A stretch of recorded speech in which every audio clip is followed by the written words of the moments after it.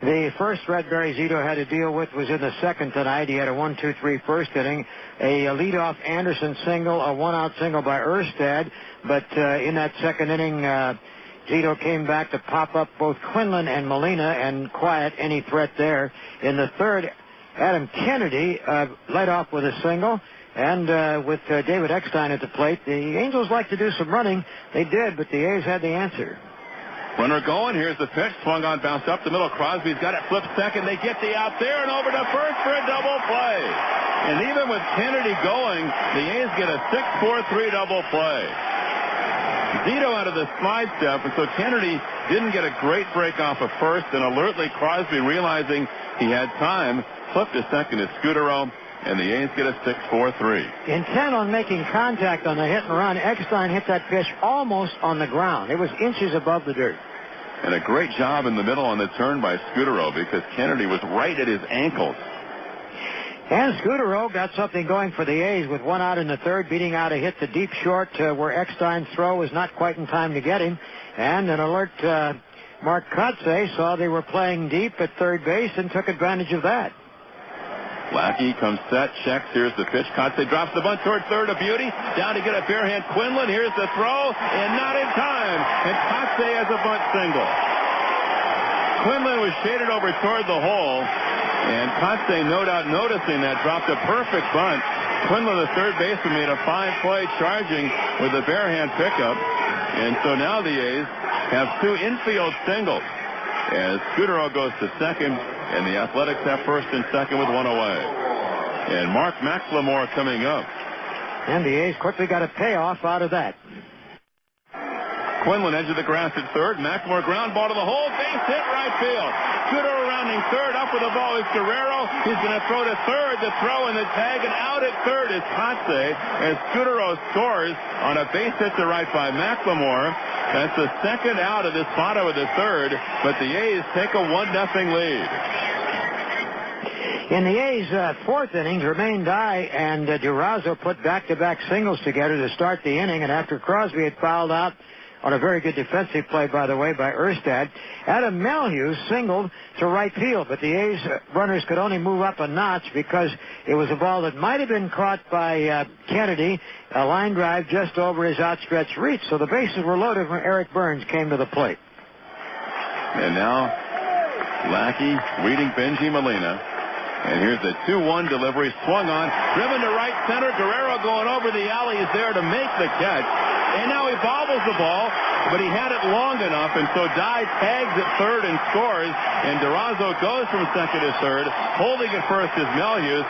It's a sac fly to right center by Eric Burns, and the A's take a 2-0 lead. Zito in the bottom of the fifth inning gave up one of his two walks tonight. It went to Quinlan, who was playing at third base for the Angels tonight, came with one out.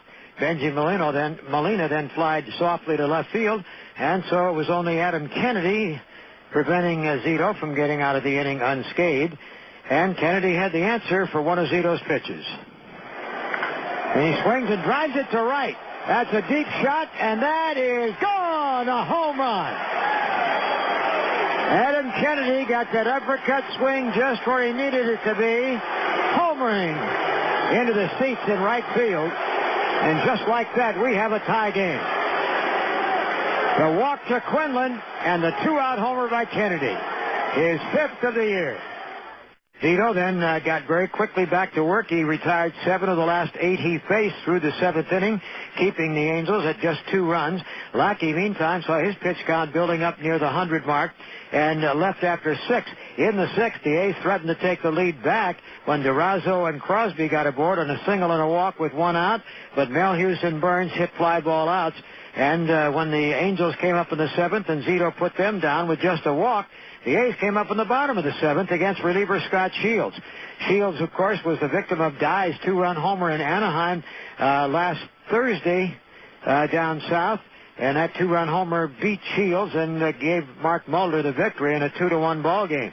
Shields in the 7th yielded a double by Kotze. It came with 1 out. He got to 3rd with 2 out, and Hatterberg walked, but then Shields came back and had a matchup again with Dye and struck out Germain swinging. So the A's came up empty on that one. The A's bullpen in the 8th inning took care of matters. Rincon for 1 out. Bradford for 2 outs, and when the A's came up on the bottom of the 8th, it was Shields still on the hill and throwing very effectively. Durazo struck out, but Bobby Crosby put up a very patient at bat and drew a walk. He was still at first, though, after Melhuse flied out to left field, so the A's had 2 gone when Burns stood in. Now the 1-0 pitch is a line drive, left center, base hit. Crosby to second. Guillen digs it out at the track. Crosby's going to go to third. They'll hold him there on a double to left center by Eric Burns. And the A's have second and third with 2 out in the 8th. So Burns rips one to left center. Left fielder Guillen going to his left.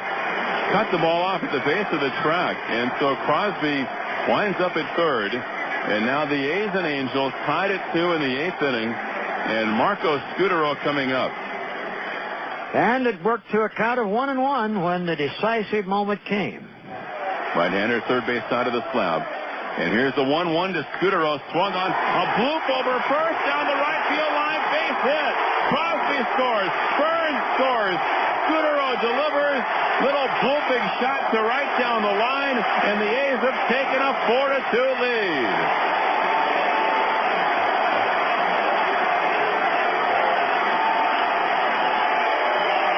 Scutaro didn't get a whole lot of it, but the A's will certainly take it.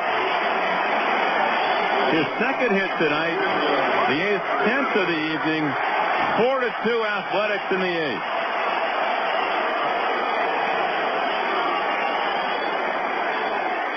But when Dotel came on to try to nail down the save in the 9th inning, he had to face the meat of the order, Guerrero, Anderson, and Guillen. And it was not a conventional 9th inning in many ways, despite the fact that he prevailed, throwing nothing but gas. But Guerrero is the one who started things off, and that produced one of the more unusual plays. Now ready, the 1-2 pitch. Popped up in a shallow center. It's going to be in no man's land, and going out, Scutaro can't get to it. Guerrero's aboard. The throw comes into the infield, and now Guerrero's hung up, and he's out. The catcher, Melhuse, went up to first base. Guerrero had taken a turn almost halfway to second because nobody would be at first base. Scutaro, Crosby, and Kotze had all gone after it in center. When it fell between them, Guerrero figured there was nobody behind. But then the throw came into the infield, and racing up to first, Melhuse was able to get there in time to take the throw and put on the tag. It was Scutaro throwing to Hatterberg, who was out towards second, throwing to Melhuse coming down to the bag at first. Wow, what a play. And it was Hatterberg whose presence near second base alertly kept Guerrero from taking second after that wide turn and everybody out in center field pursuing his little flare, and then Melhuse racing down the line to first to take the throw.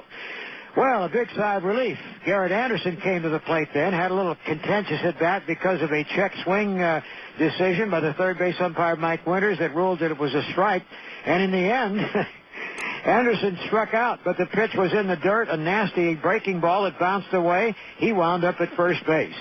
So still, Dotel had to get 2 tough outs in Guillen and Erstad. Guillen was swinging for all he was worth, but he got behind. Guillen, also from the Dominican Republic, taps the bat on the plate, cocks it and waits. Dotel pours it in. Swing and a miss. He struck him out with a slider. Guillen is gone. 2 out, and Erstad will be the batter. And let's pick it up as that Erstad at bat went along. Here's the pitch. Swung and missed. Power against power. 96 miles an hour. And Erstad had a mighty cut and came up empty. 35,016 paid their way in tonight. Not many have left, if any.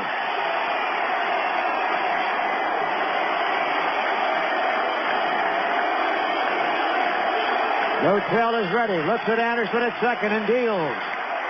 He struck him out swinging. Another 96-mile-an-hour fastball. And Dotel strangles the Angels in the ninth inning. And the A's have won the first two games of the series. Both in late inning fashion. Dotel gets his second save in as many nights for the Athletics. The Angels get a runner on a strikeout. They get a runner on a base hit. In the end, it does them no good. A base-running mistake and an alert play by the A's wipes out the guy who got the hit. And the guy who struck out and reached on a wild pitch is stranded. The tying run goes down swinging. So he struck out the side, did Dotel, and as John Trinidad pointed out, that was really a 4-out save.